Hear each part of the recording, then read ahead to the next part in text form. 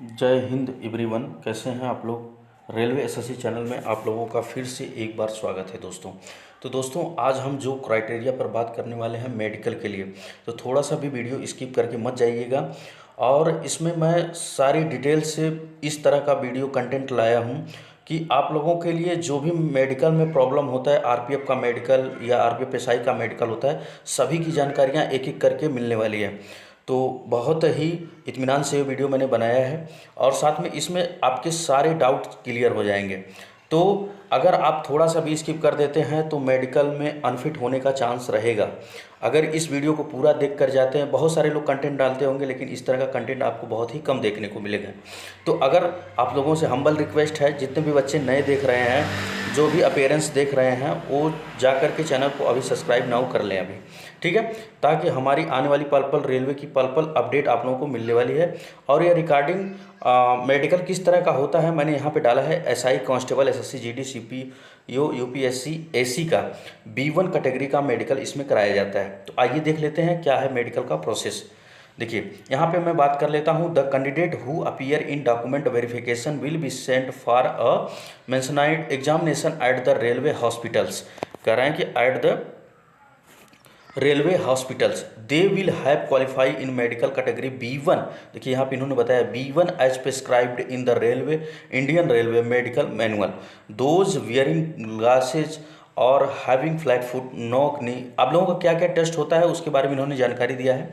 देखिए those wearing glasses, having two flat foot, knock knee और squint eyes. आप लोगों को देखना पड़ता है कि आपकी आंखें कहीं पर वो पेपरलेस लेंगे, उसके ऊपर आपको ऐसे ऐसे घुमाना पड़ेगा। जब ऐसे ऐसे घुमाएंगे तो आपका निगाह ऐसे ऐसे घूमना चाहिए, ठीक है। तो कलर ब्लाइंडनेस नहीं होना चाहिए and other bodily effects are not eligible for appointment. कह रहे हैं कि अगर किसी भी प्रकार का बॉडी में इफेक्ट है तो आपको नॉट एलिजिबल कर दिया जाएगा। सेंडिंग फॉर मेडिकल एग्जामिनेशन, इन्होंने कहा है कि will not guarantee employment and does not reflect that the candidate has been included in the select list. कह रहे हैं कि अभी तक जब तक मेडिकल होगा तब तक आप इंडियन रेलवे के एम्प्लॉय नहीं रहेंगे। उसके बाद जैसे मेडिकल आप क्वालिफाई यानी फिट कर जाते हैं तो आपको ट्रेनिंग पीरियड में भेज दिया जाएगा। ट्रेनिंग में क्या होता है उसके बारे में जानकारियाँ एक बार देख लेते हैं दोस्तों। देखिए कह रहे हैं कि selected candidate will have undergo a rigorous initial training in any one of the RPF SS training centre of any other such institute as decided by the railway administration. कह रहे हैं कि जो भी आपका आरपीएफ एसएस का training जो चलता है रेलवे एडमिनिस्ट्रेशन में ही चलता है, संस्था में ही चलता है। The trainee recruits cadets will be given a stipend. उस समय आपको स्टाइपेंड मिलता है दोस्तों 21,700 रुपये प्लस अदर अलाउंस भी मिल जाता है इसमें। अब इसमें कह रहे हैं the railway rules during the period of training में मिल जाता है। Passing the final examination at the end the training is a must for appointment to the force. कह रहे हैं कि जैसे आप क्वालिफाई करते हैं आपको फोर्स में ज्वाइन करा दिया जाता है, ठीक है। ये छोटा सा प्रोसेस है। आइए देखते हैं मेडिकल में रिकॉर्डिंग में क्या क्या चेक होता है, उस सभी की जानकारी आप लोगों को डिटेल से मिलने वाली है।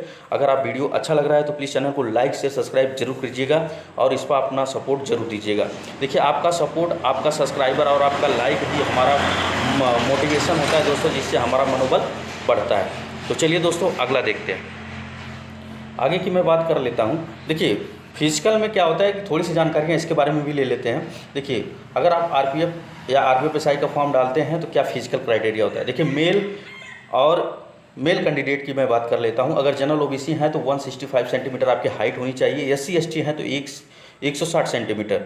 चेस्ट इसमें देखा जाता है 80 से 85 सेंटीमीटर के बीच में जनरल ओबीसी का होना चाहिए। और एससी एसटी के लिए 76 से 81.2 के बीच में आपका मतलब चेस्ट होना चाहिए। रनिंग की बात कर लेते हैं। 1600 मीटर इन 5 मिनट्स 45 सेकंड में ऑल कैटेगरी के लिए है, मेल कैंडिडेट के लिए। लॉन्ग जंप की बात कर लेते हैं तो लॉन्ग जंप में आपको 14 फीट क्वालिफाई जंप करना पड़ता है। हाई जंप की बात कर लेते हैं तो इसमें आपको 4 फीट मतलब जंप करना पड़ता है। फीमेल की बात कर लेते हैं। Female candidate general OBC candidate है तो उनकी हाइट 157 होनी चाहिए और एससी एसटी कैंडिडेट है तो 152 सेंटीमीटर होनी चाहिए। चेस्ट का कोई वैल्यूशन नहीं है। चेस्ट आपका मतलब नॉट एलिजिबल है, मतलब इसमें आपकी चेस्ट का कोई क्राइटेरिया नहीं रखा गया। रनिंग की मैं बात कर लेता हूँ। 800 मीटर इन मिनट्स 40 सेकंड में आपको क्वालिफाई करना पड़ता है, चाहे SC ST जनरल OBC का फीमेल कैंडिडेट हो। ठीक है, लॉन्ग जंप की बात कर लेते हैं, 9 फीट आपका लॉन्ग जंप होगा। हाई जंप की बात कर लेते हैं तो 3 फीट आपका हाई जंप होगा। ठीक, यह हो गया। आप कह रहे हैं कि कैटेगरी जिसमें चेस्ट का फुलाव देखा जाता है, तो अनरिजर्व और OBC कैंडिडेट के लिए 80 सेंटीमीटर फुलाव के बाद 5 सेंटीमीटर आपका इंक्रीज होना चाहिए। SC ST की बात कर लेते हैं 76.2 से 5 सेंटीमीटर का फुलाव होना चाहिए, 81.2 सेंटीमीटर के बीच में होना चाहिए। ऑल कैटेगरी के लिए 5 सेंटीमीटर ही है। अब यहाँ पे कर लेते हैं दोस्तों आपसे एक और, height and weight medium body mass की मैं बात कर लेता हूँ। तो मीडियम बॉडी मास के लिए हाइट इन सेंटीमीटर में आपकी होनी चाहिए। अगर 156 सेंटीमीटर आपकी हाइट है, तो अगर आपका एज 18 से 22 साल के बीच में है, तो आपका बॉडी वेट होना चाहिए 44 से 54 किलोग्राम के बीच में। अगर 23 से 27 साल है तो 45 से 56 साल के बीच में, 57 साल के बीच में होना चाहिए। इसी तरह से अलग अलग क्राइटेरिया का यहाँ पे मैंने डाल दिया है, आप देख सकते हैं इसको। इसी तरह से फीमेल कैंडिडेट का बात कर लेते हैं तो 148 अगर आपकी हाइट है, तो 18 से 22 साल के अगर एज के बीच में है, तो आपका बॉडी वेट आपका होना चाहिए 34.5 किलोग्राम से 42.5 किलोग्राम के बीच में। इसी तरह से 28 से 32 साल, 33 से 37 साल के बीच में आपका बॉडी वेट देखा जाता है। तो अगला देखते हैं दोस्तों, अगला में क्या बात कर लेते हैं। देखिए, और ख़ासकर यह बात है दोस्तों कि जो आपका मतलब मेडिकल होता है, जो आपका मेडिकल कराया जाता है, आपको कहीं भी प्राइवेट या government hospital, other government hospital में नहीं कराया जाता, क्योंकि वहाँ पर वो अलग से अपना क्राइटेरिया बनाते हैं और वहाँ पे आप लोगों को देखा जाता है इसी मेडिकल में, मतलब रेलवे के ही हॉस्पिटल में आपका मेडिकल कराया जाएगा। इतना ध्यान रखिएगा, रेलवे के हॉस्पिटल में पूरा प्रोसेस का मेडिकल का कराया जाता है। और क्या क्या टेस्ट होता है, तो वीडियो को थोड़ा सा भी स्किप मत कीजिएगा। अगर नहीं समझ में आता है तो पॉज करके एक बार फिर देखने का प्रयास कीजिएगा। आइए देखते हैं, इस तरह का कंटेंट आप लोगों को बहुत ही कम देखने को मिलेगा, और इसमें मैं सभी डिटेल वाइज में और टॉपिक वाइज और एकदम बेसिक से मैं बता रहा हूँ क्या क्या आपका मेडिकल में चेक किया जाता है। ठीक है, आइए देखते हैं दोस्तों।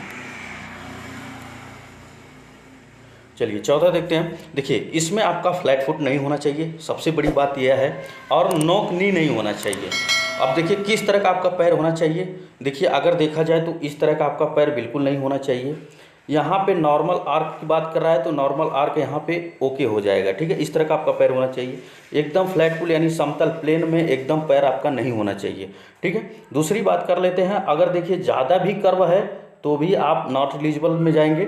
अगर इस तरह का कर्व है तो आपको क्वालिफाई कर दिया जाता है। ठीक है, और नॉर्मल नी की मैं बात कर लेता हूं, तो नॉर्मली देखिए इस तरह का अगर आपके शेप है तो आप नॉट एलिजिबल हो जाएंगे, इस तरह का शेप है तो नॉट एलिजिबल। नॉर्मल सिग्नल आपका होना चाहिए, नोक नी होना चाहिए। अब देखिए यहाँ पे बिल्कुल गलत है और यह करेक्ट है, इसको करेक्ट किया जाएगा। ठीक है, अगर कहेंगे तो इसके ऊपर मैं एक वीडियो दे दूंगा कैसे करना है आपका नोक नी ठीक होगा। तो एक आता है, मार्केट में जाएंगे तो वो नोक नी का एक बैंडेज आता है, उसको लगा करके डेली आपको 5 से 10 मिनट नोक नी का एक्सरसाइज करना है, जिसके कारण ये आपका सही हो जाएगा। और यूट्यूब पर बहुत सारे वीडियो पड़े हैं, आप देख सकते हैं उसको। ठीक है, आगे बात कर लेते हैं दोस्तों। अगला देखिए, सबसे बड़ी बात है कि इसमें कलर ब्लाइंडनेस देखा जाता है दोस्तों। आर यू कलर ब्लाइंडनेस, आपके पास कलर ब्लाइंडनेस तो नहीं है, इसको ध्यान में रखा जाता है दोस्तों। देखिए इस तरह का सर्कल दिया जाता है, यहाँ पे इस तरह का सर्कल दिया जाता है, उसमें कुछ अंक लिखे होते हैं या सर्पिलाकार आकार में बनाया जाता है। तो यहाँ पे नंबर जैसे मैं पढ़ रहा हूँ 745, इस तरह से ऊपर वाले में लिखा है 657, 542, 45, इस तरह से आपको जल्दी जल्दी में पढ़वाया जाता है। ठीक है, और दूसरा एक होता है दोस्तों, इसमें इस तरह का मतलब कलर्स दिए रहते हैं और इसमें ऐसे ऐसे घूमना पड़ता है।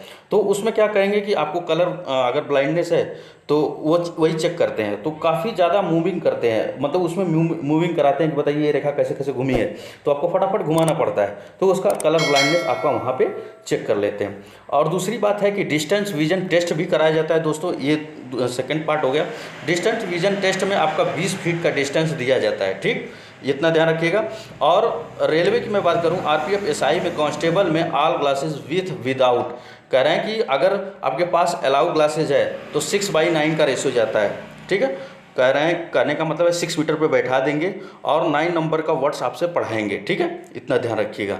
इसी तरह से 6/12 अगर विदाउट ग्लास है तो 6/12 आपको पढ़ना पड़ता है, यानी 6 मीटर की रेंज में बैठा देंगे, 12वां नंबर आपको लेटर पढ़ना होगा। और यहाँ पे देख रहे हैं कि यहाँ पे इस नंबर में दिया है मैंने, ठीक है। ये आपका कलर ब्लाइंडनेस है, इसकी एक अलग से बुक भी आती है दोस्तों, आप उसको परचेस कर लीजिएगा। अगर कलर ब्लाइंडनेस होगा तो इसका इलाज पहले से ही करा लीजिएगा, ठीक है। और क्या क्या चेक होता है उसके बारे में जानकारी देख लेते हैं दोस्तों। वीडियो को थोड़ा सा भी स्किप करके मत जाइएगा दोस्तों, ये बहुत ही इंपॉर्टेंट वीडियो है। और ये आरपीएफ वाले जितने भी बच्चे वर्दी का जुनून रखते हैं, कोई भी मेडिकल कराना चाहते हैं, तो किस तरह का आपका मतलब बॉडी लैंग्वेज होना चाहिए, वो सभी जानकारी इसमें आपको एक एक करके मैंने दिया है। देखिए आरपीएफ मेडिकल टेस्ट में आपका सेम प्रोसेस यही होता है दोस्तों, जब सभी लोगों का कराया जाता है तो इसी तरह का मेडिकल प्रोसेस होता है। और दूसरी बात है कि इसमें आप लोगों को हाइड्रोसील यानी आई साइट देखिए, यहाँ पे मैंने बताया था कि आपका आई साइट भी चेक किया जाता है। तो अगर इस तरह की आपकी आंखें अगर हैं तो यह नॉट एलिजिबल है, इस तरह है तब भी नॉट एलिजिबल है, इस तरह है तब भी नॉट एलिजिबल। आपकी आंखों की क्या है कि पूरी रोशनी बराबर होनी चाहिए, मतलब जो आंख का कंटेंट होता है दोनों का सेम पार्टिकुलर में काम करना चाहिए, तो ये आपका राइट हो जाएगा। और दूसरा बात कर लेते हैं, तो दोस्तों मैं यहाँ पे मैं आपको बता दिया कि आरपीएफ मेडिकल में क्या क्या टेस्ट होता है। आगे बात कर लेते हैं और क्या सारा टेस्ट होता है। देखिए यहाँ पे मेन प्रोसेस है कि दोस्तों आपका हैंड जो चेकअप होता है, इस तरह का आपका हैंड है तो आप नॉट एलिजिबल हैं। अगर इस तरह है आप लोगों का मतलब नॉर्मल कर्व आ रहा है तो यह राइट है, इस तरह का भी है तब भी आपको रॉन्ग कर दिया जाता है, यानी मेडिकल में डिस्क्वालीफाई कर दिया जाता है। देखिए सेम प्रोसेस होता है। इस तरह की वीडियो आप लोगों को बहुत ही कम देखने को मिलेंगी दोस्तों, और जो मैं वीडियो कंटेंट देता हूँ बहुत ही परफेक्ट क्वालिटी का देता हूँ दोस्तों, और वह ऑफिशियल और ऑथेंटिक होता है, ठीक है। आगे देखते हैं और क्या क्या चेकअप होता है। और दूसरी बात है यहाँ पे दोस्तों, अगर आपका चेकअप देखेंगे तो इस तरह का आपको देखा जाता है।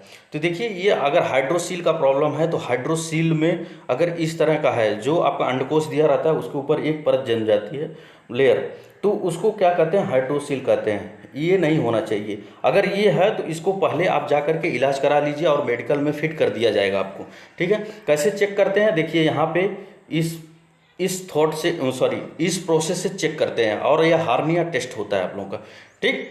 और दूसरी बात है कि एनुनेस यानी बवासीर तो नहीं है, एनुएस का मतलब बवासीर होता है, ठीक है। इस तरह से आपका वो जो नेक्स्ट वाले ऊपर वाले पार्ट में मैंने दिखाया था यहाँ पे ये वाला, अब देखिए यहाँ पे ये क्या कर रहा है, बवासीर चेक कर रहा है। तो इस तरह से आप का यह बवासीर चेक किया जाता है, ठीक है। इतना ध्यान रखिएगा दोस्तों, ठीक है। दूसरा, और देखिए कुछ लोग गलत राइट में सोते हैं, इसलिए वजह से उनके ऊपर यह हाइड्रोसील यानी परत चढ़ी रहती है, और जिसको ऑपरेशन कराना अनिवार्य होता है। तो इससे बचने के लिए आप क्या करेंगे, इस तरह का शेप में सोएंगे तो आपको ये प्रॉब्लम कभी नहीं आएगी दोस्तों, आप लिख करके गारंटी ले लीजिए।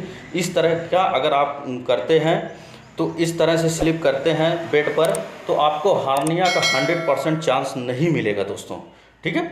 इतना ध्यान रखिएगा। और आगे देखते हैं और क्या टेस्ट होता है दोस्तों।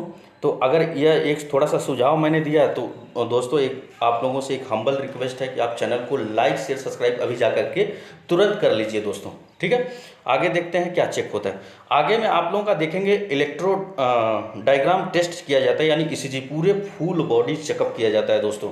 और यह किस में होता है, रेलवे के हॉस्पिटल में ही होता है। और साथ में दूसरी बात है कि यहाँ पे आपको एक्सरे भी कराया जाता है, एक्सरे टेस्ट भी कराया जाता है आपके चेस्ट का, ठीक है। आपको कोई लंग्स की बीमारी नहीं है, आपका मतलब हार्ट पूरा परफेक्ट काम कर रहा है, तो इस तरह के चेकअप्स कराए जाते हैं दोस्तों। और साथ में क्या चेक कराया जाता है, तो फटाफट चैनल को लाइक से सब्सक्राइब करते रहेंगे दोस्तों अगर वीडियो पसंद आ रहा है, ठीक है। ये सारे टेस्ट आप लोगों को कराने ही होंगे दोस्तों, और ये कराए ही जाते हैं। तो अगर आप देख लीजिएगा पहले से ही वीडियो को, और जितने भी रेलवे की तैयारी करने वाले एस्पिरेंट्स हैं वो ज़रूर इस वीडियो को ज़्यादा से ज़्यादा शेयर करेंगे दोस्तों, ताकि यह मदद लोगों तक पहुंच सके। और मेरा यह इमोशनल मतलब मैसेज रहता है, लोगों से रिक्वेस्ट रहता है कि यह शेयर करने से अगर किसी का मतलब सपोर्ट हो रहा है तो आप ज़रूर उसमें अपना सहयोग दें, ठीक है। और दूसरी बात है कि आप दूसरे के वीडियो से ज़्यादा नहीं सेटिस्फाई होंगे जितने मेरे वीडियो से सेटिस्फाई होते हैं दोस्तों। तो चलिए दोस्तों आगे देखते हैं। देखिए नवा वाले में क्या चेक होता है, देखिए आपका ईएनटी टेस्ट कराया जाता है। ईएनटी टेस्ट का मतलब है ईयर, आपके कान की जो मतलब परत होती है क्या वो फटी तो नहीं है, कहीं से लीकेज नहीं है, आपको सुनाई दे रहा है, तो आपके कान के पास ऐसे पर्दे मतलब पेपर लेंगे और उस पर कुछ लिखेंगे, और जैसे ही हेड राइटिंग में लिखेंगे तो वह आपको कहेंगे कि अगर यह सुनाई दे रहा है और कुछ आवाज़ करता है तो आपका यह ENT टेस्ट में पास कर देते हैं दोस्तों। ठीक है, नॉर्मल सा टेस्ट होता है। ब्लड प्रेशर टेस्ट बात कर लेते हैं तो BP टेस्ट आपका अनिवार्य होता है दोस्तों, और इसको मतलब RPF के मेडिकल में ज़रूर कराया जाता है। ठीक है, आगे देखते हैं दोस्तों कि अगला टेस्ट क्या होता है। देखिए, अगला टेस्ट की बात कर लेते हैं दोस्तों, तो इसमें आप लोगों का यूरिन टेस्ट कराया जाता है। यूरिन टेस्ट में क्या होता है दोस्तों कि आपका मतलब देखा जाता है कि यूरिक एसिड ज़्यादा है कि कम है, कितना प्रोसेस में है, तो उनका एक क्राइटेरिया होता है 6 के रेशियो में अगर जा रहा है तो बहुत ही परफेक्ट है आप लोगों का। ठीक है, 6.0 के बीच में pH वैल्यू आ रही है उसकी तो एकदम परफेक्ट है, आपका यूरिन टेस्ट सही माना जाता है। और दूसरी बात है कि यहाँ पे ब्लड टेस्ट और शुगर टेस्ट भी कराया जाता है आप लोगों का दोस्तों, और डायबिटीज़ टेस्ट भी कराया जाता है, यह अनिवार्य होता है। तो देखिए, इतने सारे टेस्ट होने के बाद आपको रेलवे का एक परफेक्ट सोल्जर एम्प्लॉय मतलब फोर्स में ज्वाइन कराया जाता है, चाहे वह RPF SI हो या RPF कांस्टेबल हो या SSC GD हो, यह B1 कैटेगरी का मेडिकल होता है दोस्तों। ठीक है, आगे देखते हैं दोस्तों। देखिए, और एक नॉर्मल सी बात है दोस्तों कि इसमें आप लोगों का teeth 22 point clear of medical में होना चाहिए, मतलब 22 दांत होने चाहिए, जिसमें से अगर 1 to get 14 पॉइंट पाया जाता है, मतलब 14 दांत के पॉइंट्स पाए जाते हैं तो आपको पास कर दिया जाता है। अगर 1-2 टीथ क्रैक नो प्रॉब्लम, अगर टूट भी गए हैं तो कोई भी दिक्कत नहीं है, आपको मेडिकल में परफेक्ट कर दिया जाता है। तो यह थोड़ा सा प्रॉब्लम है। देखिए, मेडिकल वगैरह कराने जाइए दोस्तों तो अपने कान, आँख और दांत और साथ में बॉडी इफेक्ट का पूरा फुल वीडियो इसको देख करके ही जाना है, और रेलवे में फिट हो करके ही आना है। वर्दी का जुनून ऐसे ही नहीं मिलता दोस्तों, वर्दी ही बहुत ही कंफर्टेबल और की जॉब नहीं है, यह बहुत ही स्ट्रगल की जॉब मानी जाती है। और इसमें क्या है कि जब आपके ऊपर यह एक पत्ती लगाई जाती है, जब 1 स्टार दिया जाता है, 2 स्टार दिया जाता है, तो इससे क्या मोटिवेशन मिलता है दोस्तों। तो मैं चाहता हूं कि आपके साथ यह भी मोटिवेशन आए। अगर आप RPF SI या किसी भी मतलब वर्दी में सेलेक्ट होते हैं तो आप लोगों को हमारे दिल से क्या रहता है, बहुत सारी बधाइयाँ रहती हैं, और साथ में यह पेरेंट्स ख्वाहिश रहती है दोस्तों कि अगर यह पेरेंट्स देख रहे हैं तो प्लीज़ इस वीडियो को ज़्यादा से ज़्यादा अपने बच्चों के पास शेयर कीजिए। अगर एस्पिरेंट्स देख रहे हैं, RPF SSC के एस्पिरेंट्स देख रहे हैं, तो वह इस नॉलेज को भरपूर शेयर करें और अपने मित्रों के सहयोग से इस वीडियो को ज़्यादा से ज़्यादा शेयर करें, और चैनल को लाइक शेयर सब्सक्राइब करें ताकि हमारा मोटिवेशन बना रहे दोस्तों। और साथ में अगर मैं बात कर लेता हूं दोस्तों कि RPF की वैकेंसी दोस्तों, RPF की नहीं, अभी देखिए क्या SSC का एग्ज़ाम चल रहा है। SSC के एग्ज़ाम में देख रहे हैं किस तरह से मतलब टायर फर्स्ट का एग्ज़ाम हुआ CGL का, उसके बाद तुरंत टायर सेकंड का एग्ज़ाम ये करा रहे हैं। तो इस तरह से आपको कम मौका मिलेगा, क्योंकि मोदी मिशन जो है बहुत ही गवर्नमेंट स्कीम बहुत ही आगे चल रही है दोस्तों, और इस साल आपको भर भर के वैकेंसियाँ देखने को मिलेंगी। अभी देखिए, RPF SI और RPF कांस्टेबल की अभी तक 2018 से कोई भी वैकेंसी नहीं आई है, तो जल्द ही यह वैकेंसी का प्रोसेस होने वाला है दोस्तों। और कुछ लोग कमेंट कर रहे थे कि सर कब आएगी, इसके लिए आप परेशान मत होइए, लेकिन उससे पहले आप तैयारी के लिए परेशान हुई कि मैं स्टडी किस प्रकार से करूं, अपनी तैयारी को मेंटेन किस प्रकार से करूं। ठीक है, और RPF के साथ में ALP और टेक्नीशियन का भी वैकेंसी आएगा और TT का भी वैकेंसी आएगा दोस्तों। ठीक है, लेकिन RPF के जितने भी बच्चे हैं वो इस चैनल को लाइक से सब्सक्राइब जरूर कर लेंगे, और ALP टेक्नीशियन वाले साथ में, तो सारे के सारे नॉलेज आप लोगों को इसमें मिल जाएंगे। कोई भी कमेंट है कमेंट बॉक्स में कर सकते हैं दोस्तों। एक बार आप लोगों को यहाँ तक बने रहे, आप लोगों को दिल से धन्यवाद। एक बार फिर से जय हिंद, जय भारत।